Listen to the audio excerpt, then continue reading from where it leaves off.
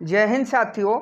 आज के इस वीडियो में हम लोग बिहार पुलिस के 65वें नंबर का प्रैक्टिस सेट करने वाले हैं, क्योंकि इसके पहले हम लोगों ने 64 तक के प्रैक्टिस सेट कर लिए हैं और आज हम लोग 65 प्रैक्टिस सेट करने वाले हैं।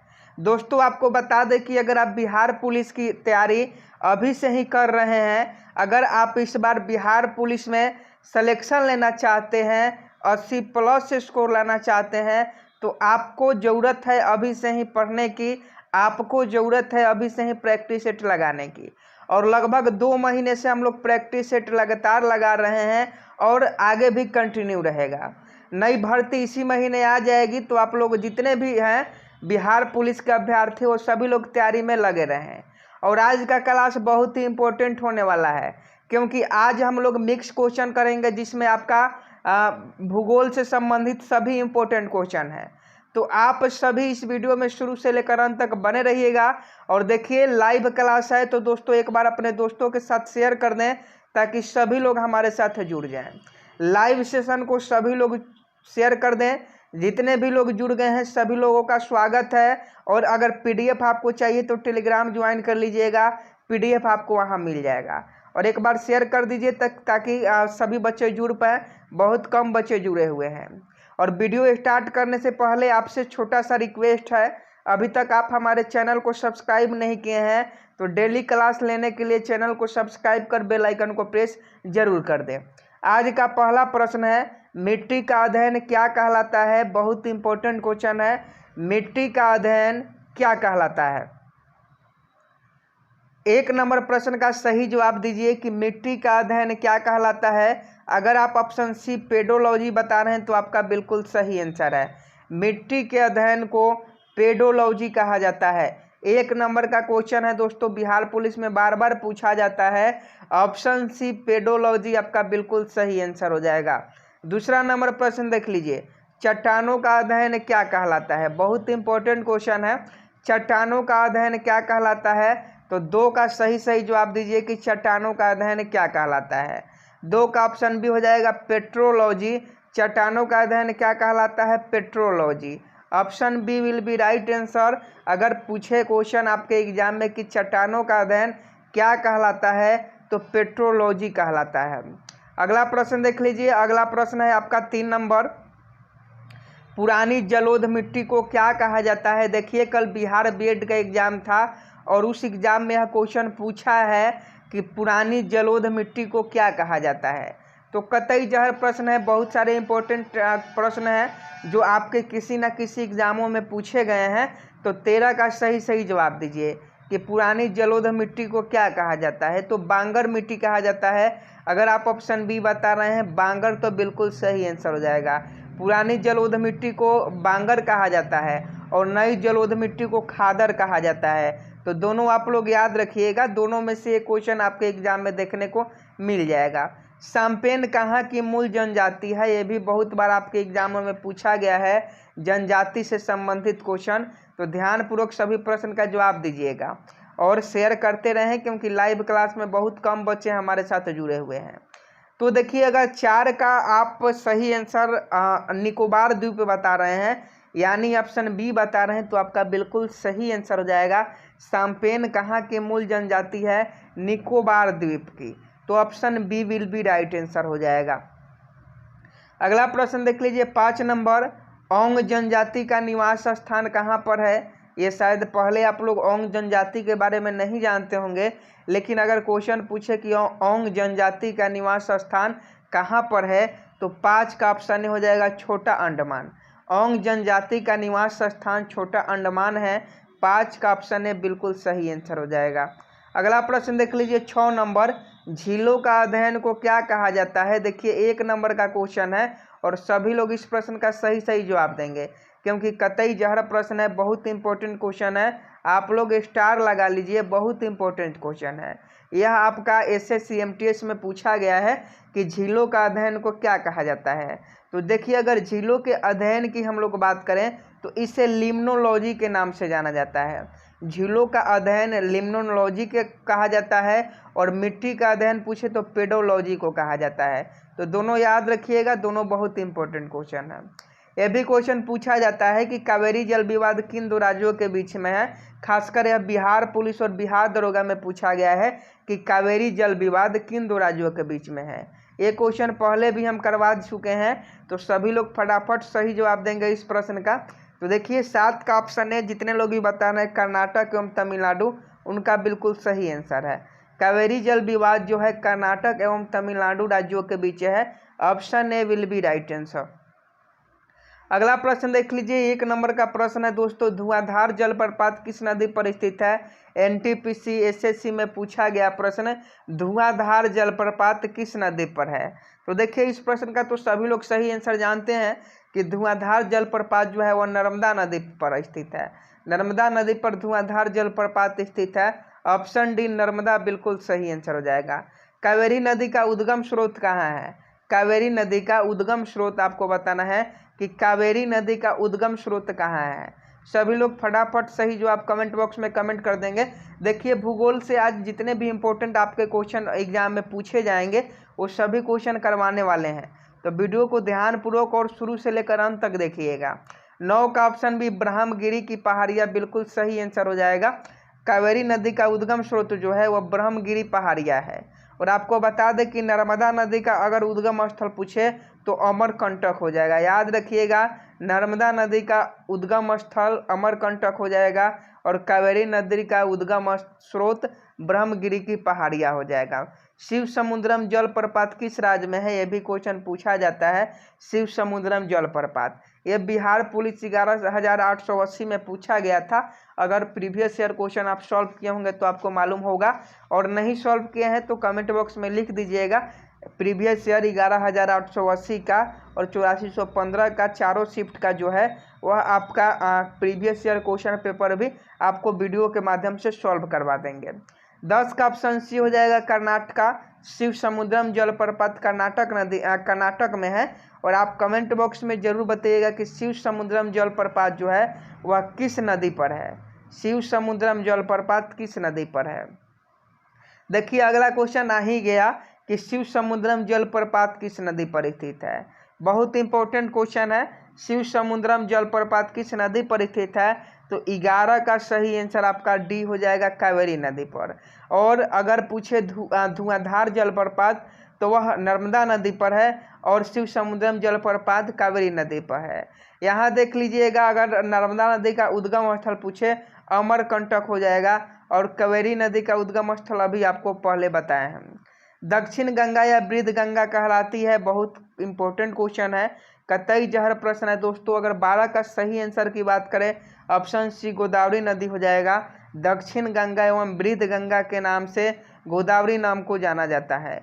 असम का शोक किस नदी को कहा जाता है, तो देख लीजिए असम का शोक पूछा जा रहा है।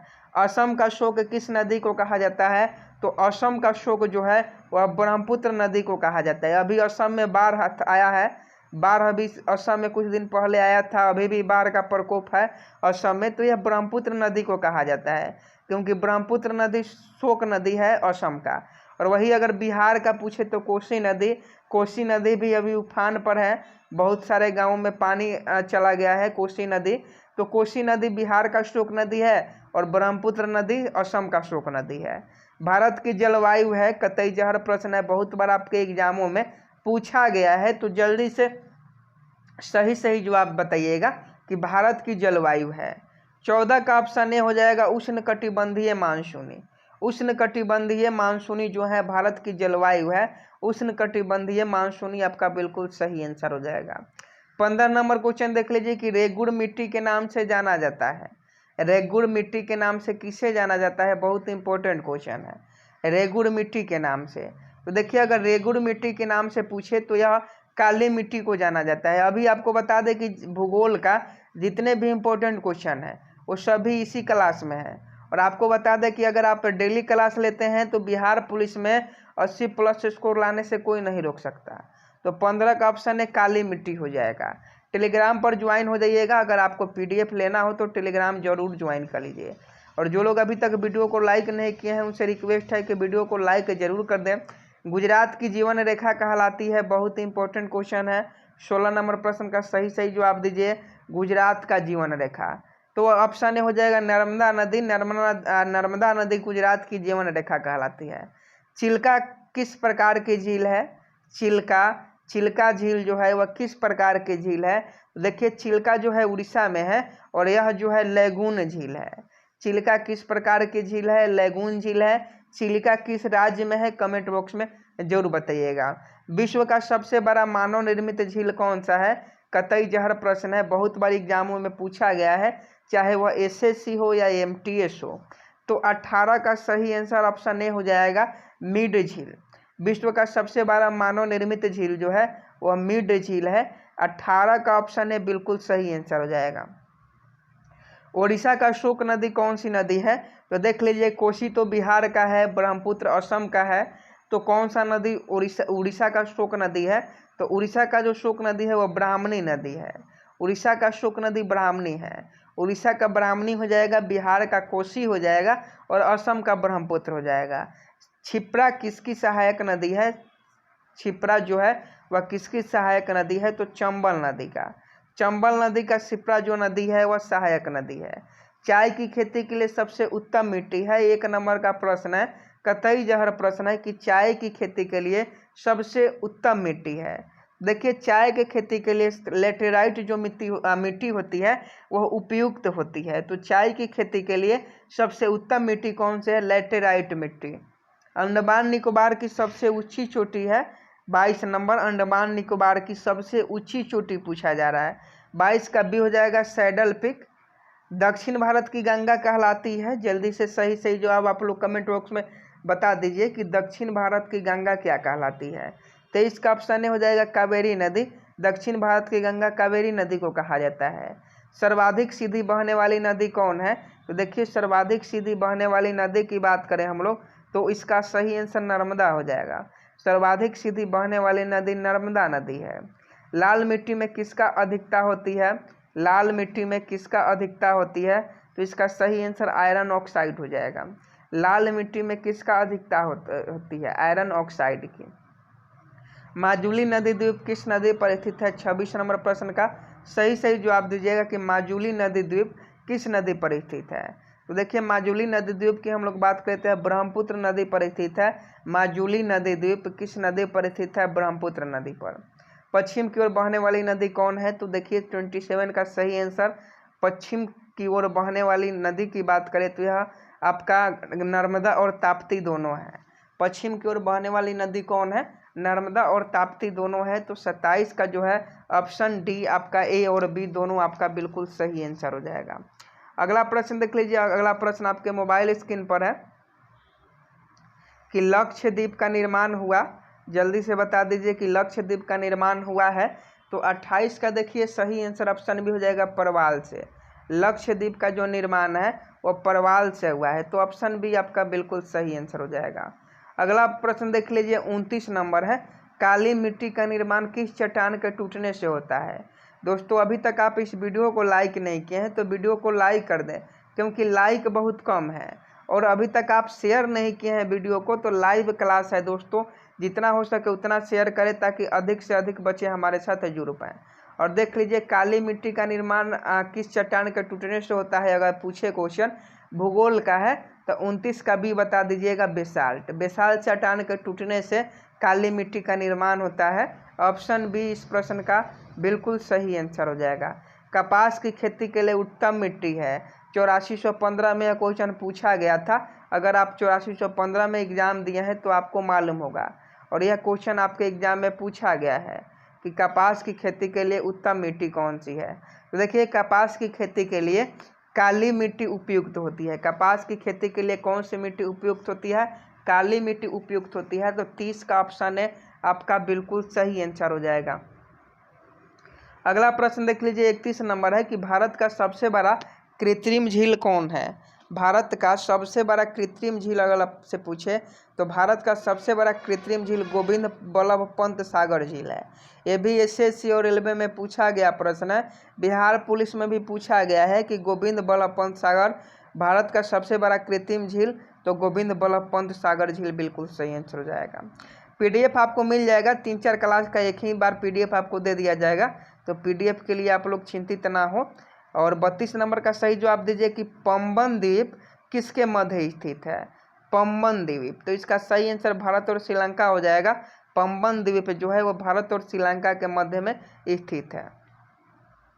3 नंबर क्वेश्चन देख लीजिए कि किस द्वीप का नाम बदलकर अब्दुल कलाम द्वीप कर दिया गया है? तो देखिए, अगर हम लोग बात करें 33 का सही आंसर तो ऑप्शन बी हो जाएगा व्हीलर द्वीप। व्हीलर द्वीप का नाम बदलकर अब्दुल कलाम द्वीप कर दिया गया है। तमिलनाडु के तटों या कोरोमंडल, यहाँ थोड़ा सा ध्यान से पढ़िएगा क्वेश्चन तब आंसर दीजिएगा। तमिलनाडु के तटों या कोरोमंडल तट पर जाड़े के दिनों में वर्षा किस मानसून के कारण होती है? सबसे पहले तो आप जान लीजिए, कल ही बताए थे कि तमिलनाडु के तट जो हैं वह कोरोमंडल के तट पर जोड़े गए हैं। तो तमिलनाडु के तट कोरोमंडल तट कहे जाते हैं और कोरोमंडल तट पर जाड़े के दिनों में वर्षा जो है वह किस मानसून के कारण से होती है? तो 34 का ऑप्शन है उत्तर पूर्वी या लौटती हुई मानसून के कारण होती है। 34 का ऑप्शन है बिल्कुल सही आंसर हो जाएगा। 35 नंबर क्वेश्चन देख लीजिए, भारत में अधिकांश वर्षा होती है। तो देखिए, भारत में अगर पूछे कि अधिकांश वर्षा किसके कारण से होती है तो दक्षिण पश्चिम मानसून से। दक्षिण पश्चिम मानसून से भारत में अधिकांश वर्षा होती है। लक्षद्वीप के लोग कौन सी भाषा बोलते हैं? तो लक्षद्वीप जाइएगा अगर तो लक्षद्वीप के जो लोग हैं वह आपका मलयालम भाषा बोलते हैं। तमिलनाडु में भी तेलुगु बोला जाता है, लेकिन यहाँ लक्षद्वीप का जो भाषा है वो मलयालम है। नवीन जलोढ़ मिट्टी को क्या कहते हैं? अभी बताए हैं कि पुरानी जलोढ़ मिट्टी को बांगर कहते हैं, लेकिन नवीन जलोढ़ मिट्टी को हम लोग खादर कहते हैं। पहला क्वेश्चन ही था और आपको बताए हुए हैं। दक्षिण भारत की सबसे लंबी नदी अगर पूछे, दक्षिण भारत का पूछा जा रहा है तो गंगा नहीं होगा। दक्षिण भारत की सबसे लंबी नदी गोदावरी नदी है। दक्षिण भारत की अगर सबसे लंबी नदी आपसे पूछे तो गोदावरी नदी आपका बिल्कुल सही आंसर हो जाएगा। 39 नंबर क्वेश्चन देख लीजिए, बिहार का शोक किस नदी को कहा जाता है? तो चुपचाप आप लोग सही जो आप कमेंट बॉक्स में कमेंट कर दीजिए। बार बार आपको बताए हैं और सभी लोग जानते हैं बिहार का शोक नदी। तो बिहार का शोक नदी जो है वह कोसी नदी को कहा जाता है। रबी फसल की बुआई कब की जाती है? रबी फसल की बुआई कब की जाती है? तो देखिए, रबी फसल की जो बुआई है ये आपका पूछा गया है बिहार पुलिस में, हर बार पूछा जाता है कि खरीफ फसल की बुआई कब की जाती है, रबी फसल की बुआई कब की जाती है। तो देखिए, 40 का सही आंसर क्या हो जाएगा? तो आप सभी लोग जानते हैं रबी फसल में क्या बोया जाता है? गेहूं बोया जाता है। रबी फसल में गेहूं बोया जाता है। तो गेहूं की खेती कब होती है? जाड़े के दिन में होती है। मार्च अप्रैल नहीं होगा, जून जुलाई नहीं होगा, अगस्त सितंबर नहीं होगा। तो इसका सही आंसर अक्टूबर नवंबर हो जाएगा। वही अगर खरीफ फसल पूछे तो जून जुलाई हो जाएगा, लेकिन रबी फसल आपका अक्टूबर नवंबर में बोया जाता है। खरीफ फसल कौन सी है? तो बता दीजिए कि खरीफ फसल कौन सी है। तो खरीफ फसल मक्का है दोस्तों, इसमें चना रबी फसल है, मटर रबी फसल है, जौ रबी फसल है, लेकिन मक्का जो है वो खरीफ फसल है। लक्षद्वीपों में द्वीपों की कुल संख्या कितनी है? 42 का सही जवाब दीजिएगा तो 36 हो जाएगा। लक्षद्वीपों में द्वीपों की कुल संख्या 36 है। खरीफ फसल की बुआई कब की जाती है? अगर 43 नंबर का सही आंसर की बात करें, ऑप्शन बी जून जुलाई हो जाएगा। खरीफ फसल की बुआई जो है वह जून जुलाई में की जाती है और इसका जो कटाई होता है वो अगस्त सितंबर में नहीं, अगस्त सितंबर में नहीं, अक्टूबर में इसका कटाई होता है जो खरीफ फसल होता है। और रबी फसल का भी बताए हैं, रबी फसल सितंबर अक्टूबर अभी रबी फसल का बताए हैं। रबी फसल की बुआई पूछे अक्टूबर नवंबर में हो जाएगा और खरीफ फसल की बुआई पूछे जून जुलाई में हो जाएगा। जैसे अभी जून जुलाई चल रहा है तो जून जुलाई में धान की खेती होगा तो धान खरीफ फसल है। रबी फसल कौन सी है? तो देखिए, रबी गेहूँ है। रबी फसल कौन सी है? तो गेहूँ है दोस्तों। ऑप्शन ए बिल्कुल सही आंसर हो जाएगा। आज का लास्ट क्वेश्चन है 45 नंबर और सभी लोग इस प्रश्न का सही जवाब कमेंट बॉक्स में कमेंट करके बताएंगे कि 45 का सही आंसर क्या हो जाएगा। अंडमान निकोबार द्वीप निर्मित है। जल्दी से सही क्वेश्चन का आंसर कमेंट बॉक्स में कमेंट कर दीजिए। रिपीटेड क्वेश्चन है, इसको हम करवाए भी हैं, तो ये होमवर्क में क्वेश्चन है, सभी लोग कमेंट बॉक्स में कमेंट करके बता देंगे।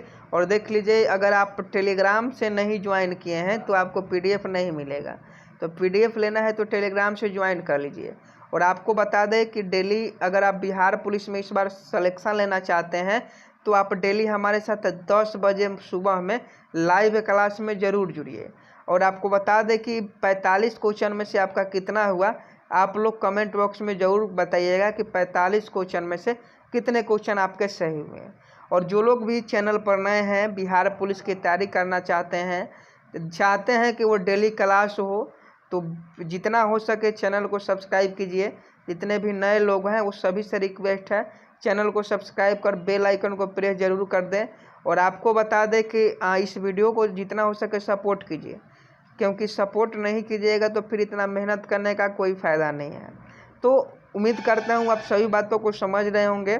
कमेंट बॉक्स में जय हिंद जरूर लिखिएगा। मिलते हैं नेक्स्ट वीडियो में, तब तक के लिए जय हिंद जय भारत।